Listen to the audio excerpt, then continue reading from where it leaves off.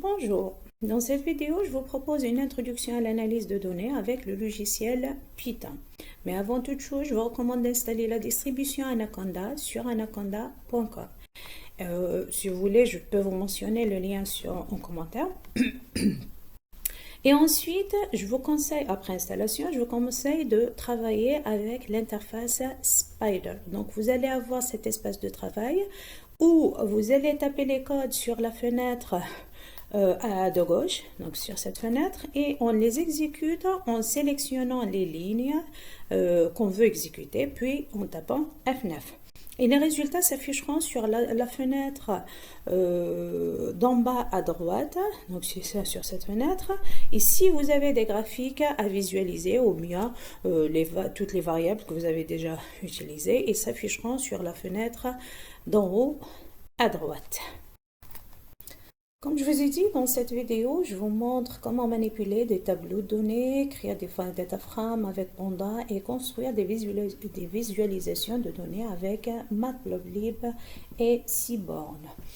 Pour cela, on a besoin d'importer ces outils appelés modules qui vont nous permettre de faire notre étude statistique et des graphiques, et ça nous fait aussi gagner beaucoup de temps dans la manipulation de nos données.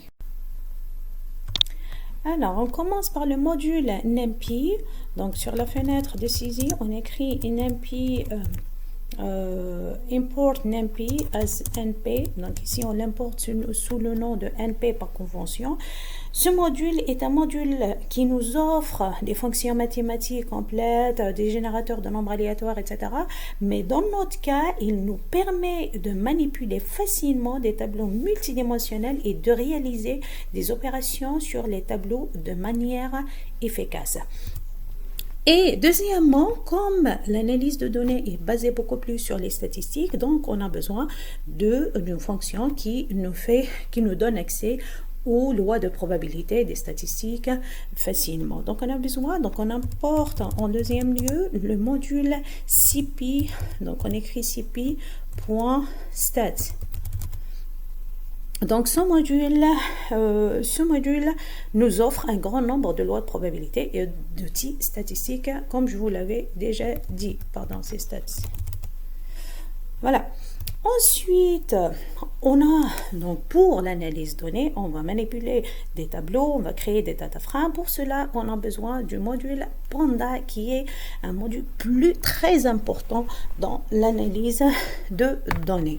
Donc Panda, donc toujours on écrit import Panda. Donc ici aussi on l'importe sous le nom PD par convention. Donc, ce module nous offre des structures de données adaptées à l'analyse statistique et des fonctions faciliter l'accès aux données, l'organisation des données et la manipulation de ces données. Dans l'analyse de données, on n'a pas seulement besoin de manipuler des tableaux, etc., mais aussi de représenter nos résultats sous forme de graphiques, de courbes, de diagrammes, histogrammes, etc. Et pour cela, le module Matplotlib nous offre une bibliothèque complète pour créer des visualisations statistiques animées et interactives. Donc toujours pour l'importer, on écrit import, donc Matplotlib. Donc déjà le fait d'entendre le mot plot, donc ça veut dire, ça nous fait directement penser à un graphe. Donc toujours, donc au lieu d'écrire à chaque fois Matplotlib, donc on écrit directement l'abréviation PLT. Donc on l'importe sous le nom de PLT par convention.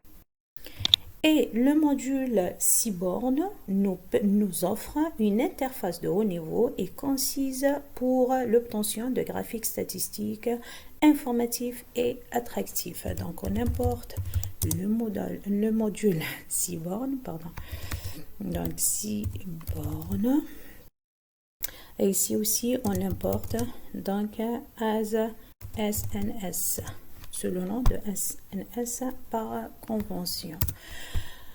Septièmement, on a besoin de modules statistiques puisque tout l'analyse donnée est des statistiques ou bien est basé sur les statistiques. Donc ce module, donc le module statistique, donc on écrit statistiques, donc si vous voyez, on a déjà des mots prédéfinis sur Python. Donc statistiques, c'est un module offrant des fonctions pour calculer des statistiques mathématiques de données numériques ou bien à valeur réelle. Et dernièrement, on a besoin du module StatsModel. Donc, c'est un module offrant des classes et des fonctions pour l'estimation du divers modèles statistiques, pour les tests statistiques et pour l'exploration des données. Donc, on écrit StatsModel. Voilà. Alors, statsmodel.api.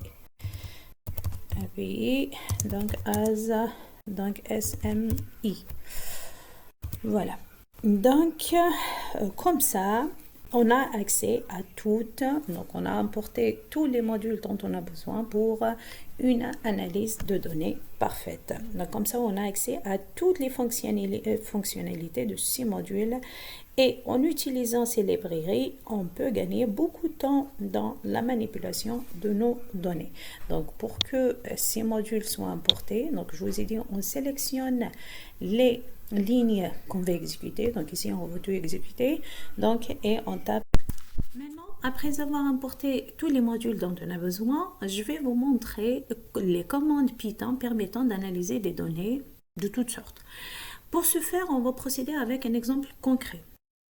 Mais tout d'abord, on doit importer nos tableaux de données. Donc, on a pris l'exemple, le jeu de données Tips. Donc, pour l'importer, on doit l'importer en fonction de son format avec les commandes, donc pd.read ou bien, donc ici, on met l'extension, donc CSV pour un fichier texte ou un fichier CSV. Et ou bien, si on a un fichier Excel, donc on remplace CSV par Excel. Et ensuite, on doit préciser l'endroit où se trouve le tableau. Ou bien, donc ici, ou bien on saisit l'URL où se situe le tableau. Et pour CEP, donc on doit préciser le séparateur entre les données. Donc c'est l'option CEP nous permet, donc ici j'ai mis virgule parce que mes données sont séparées par des virgules. Et l'option header, c'est s'il y a le nom des colonnes. Et on exécute pour avoir notre tableau de données, pour importer le tableau de données. Donc, on sélectionne ce qu'on veut exécuter et on exécute. Alors, on aura, si vous voyez, dans la fenêtre à droite d'en haut, on retrouve notre tableau de données. On clique dessus, regardez, donc ça donne, ça a chargé le tableau, le jeu de données Tips. Je vous présente un petit peu ce jeu de données. Donc, ce jeu de données représente des données qu'un serveur a enregistrées sur chaque pourboire qu'elle a reçu sur une période de quelques mois de travail dans un restaurant. Dans un restaurant, pardon. Donc, il a collecté plusieurs variables.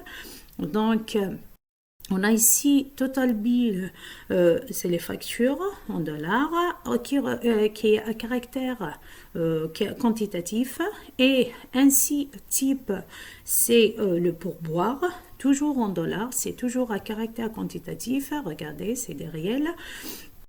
Ensuite, on a le troisième colonne représente le sexe, donc le sexe de celui qui a payé la facture, donc caractère quantitatif de modalité, non, caractère qualitatif plutôt, de modalité mâle ou femelle. Ensuite, on a la colonne smoker, donc fumeur, indique s'il y avait des fumeurs dans la soirée. Donc, toujours à caractère qualitatif de modalité yes or no. Ensuite, le jour de la semaine où il a reçu son pourboire, donc à caractère qualitatif de modalité Sunday, Sunday, Saturday, Friday, etc. Donc les jours de la semaine en anglais. Ensuite, on a time, donc le temps, le moment de la journée où il a reçu son pourboire. Donc, donc c'est à caractère qualitatif, toujours à modalité dinner or lunch, donc déjeuner ou dîner. Et dernièrement, on a size, c'est la taille, représente la taille de la table à caractère quantitatif discret. L'intérêt majeur de ce jeu de données, types, est qu'il contient toutes les natures des caractères possibles, avec les liens existants entre eux, sans valeur manquante ou autre problème.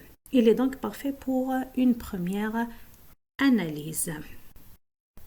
Maintenant, si on veut avoir une description rapide du jeu donné, donc il suffit de taper types. Donc toujours, on commence par le nom de notre data frame. Ensuite, on prend la commande qu'on veut exécuter ou bien ce qu'on veut avoir.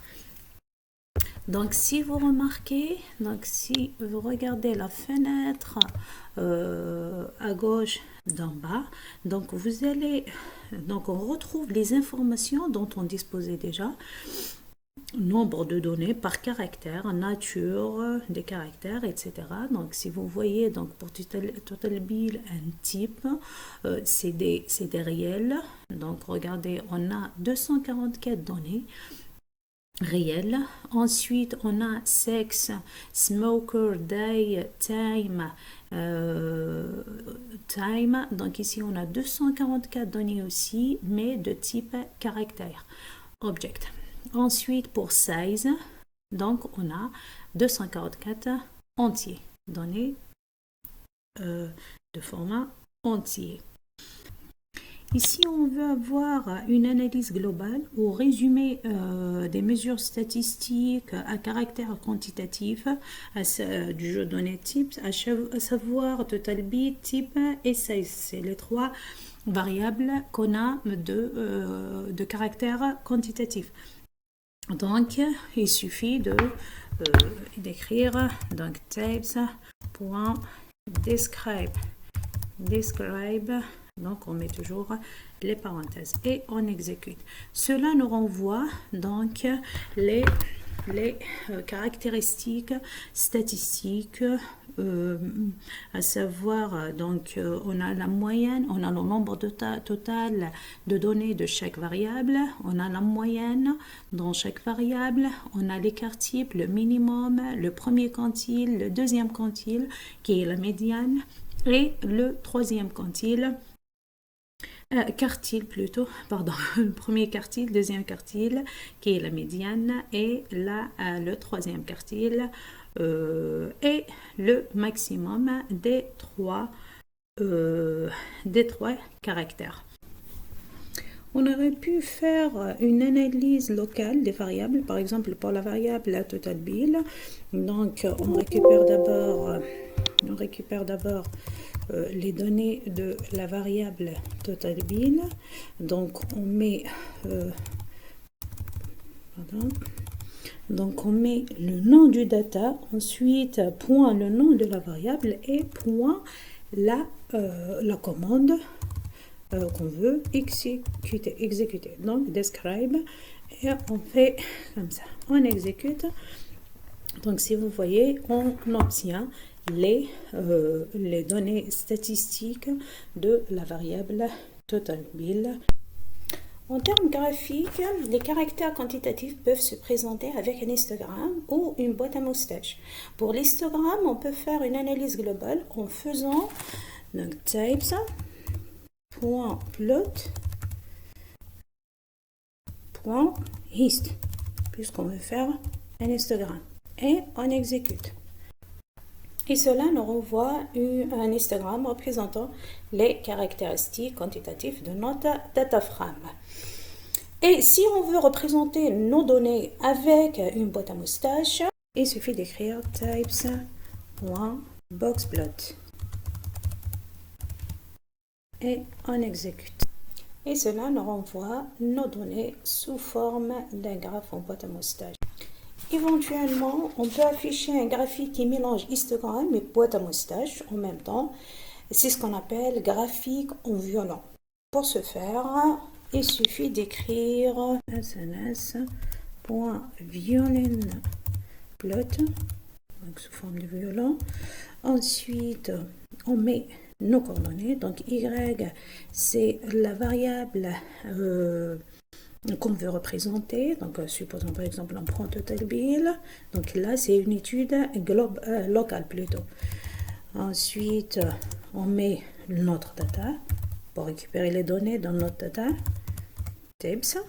Ensuite si on veut ajouter une couleur pour notre graphique, donc vous pouvez mettre red, blue, green selon la couleur que vous voulez. On la met entre guillemets et on exécute. Il faudra désactiver les deux instructions plot hist et boxplot, sinon ça va être sur la même figure et on n'aura pas un schéma lisible. Donc violinplot nous renvoie cette figure qui est sous forme d'un violon. Donc ici, on remarque que les deux côtés sont symétriques par rapport à l'axe des ordonnées, ce qui signifie que chaque côté représente la densité de l'histogramme. Passons maintenant au caractère qualitatif du jeu de données types, à savoir sex, smoker, day et time. On va se focaliser sur sexe pour simplifier notre étude. Dans un premier temps, on peut demander les modalités de sexe en guise de rappel. Alors, on fait types.sexe, puisqu'on cherche sexe, point unique. Et on exécute. Donc, regardez le résultat affiché. Donc, on retrouve les modalités femelle et mâle pour femmes et hommes. On peut demander le tableau des effectifs en faisant pd.cross tab entre parenthèses. Donc, on mentionne, on récupère la variable qu'on veut, qu'on cherche. Donc, dans type, on récupère sexe et on calcule les fréquences. L'effectif, donc on met frec et on exécute. Ainsi, dans l'échantillon de clients, il y a 87 femmes et 157 hommes. Donc on a eu le tableau des effectifs, donc on a eu les effectifs, et si on veut avoir les fréquences, il suffit d'ajouter la commande normalise égale true. Donc ça permet de calculer les fréquences. Vous savez que la fréquence se calcule par la formule nombre de cas favorables sur le nombre total. Donc dans ce cas, analytiquement, donc ce sera pour les femmes, ce sera 87 sur le nombre total, c'est 244, et pour les hommes, c'est 157 sur 244. Et ça nous renvoie les fréquences, c'est 0,35 pour les femmes et 0,64 pour les hommes. Et on peut représenter ces données avec un diagramme en barre ou en bâton ou un diagramme circulaire.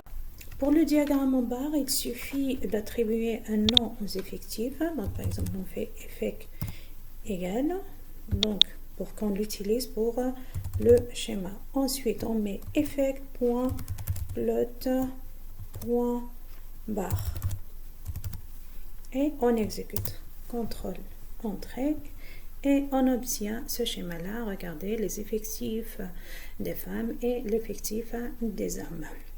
Et pour obtenir un diagramme circulaire, on utilise la commande py. Donc on met f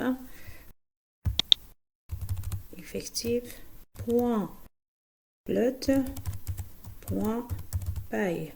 Ensuite Donc on met subplot, donc ça veut dire il va superposer les effectifs ou bien les cours, les figures représentant les effectifs. Donc subplot on met égal true, donc true toujours on écrit T en majuscule.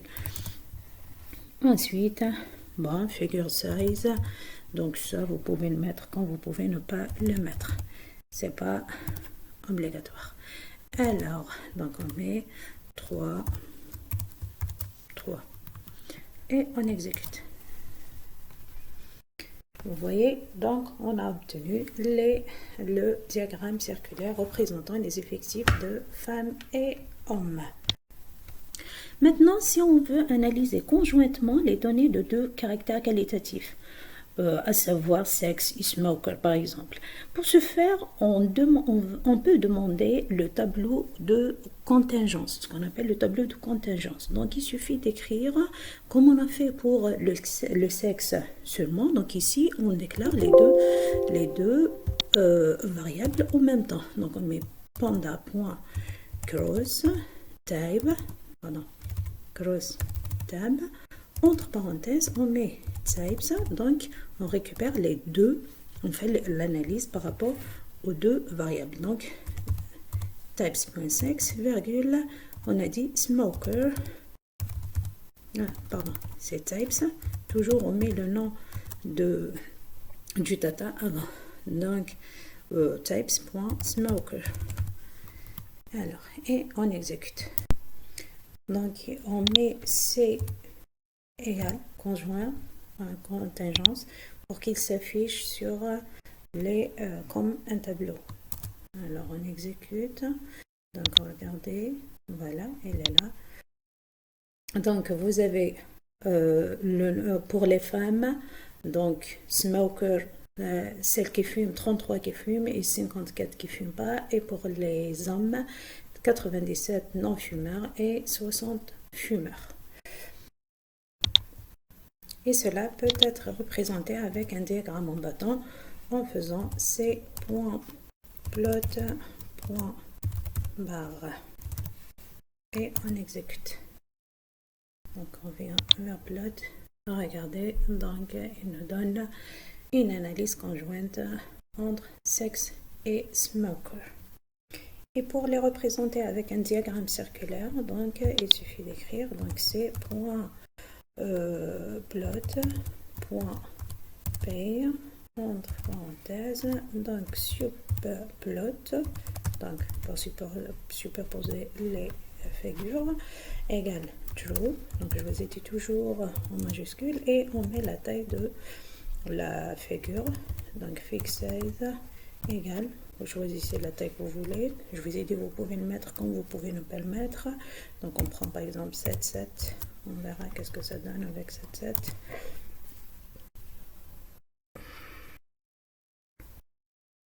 Et voilà, donc on obtient les diagrammes circulaires donc pour les femmes, les fumeurs, la comparaison entre hommes et femmes pour les fumeurs, ici pour les non-fumeurs. Donc on a vu l'étude par rapport au caractère quantitatif, ensuite par rapport au caractère qualitatif. Maintenant, si on veut analyser conjointement les données d'un caractère quantitatif et d'un caractère qualitatif. Par exemple, si on veut avoir les moyennes des caractères quantitatifs total bill, type et size en fonction des modalités de sexe.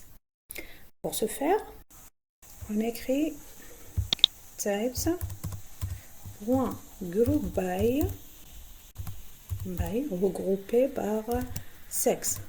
Alors, donc on met sexe, ensuite point min. Donc il va nous donner les moyens de tous les caractères quantitatifs par sexe.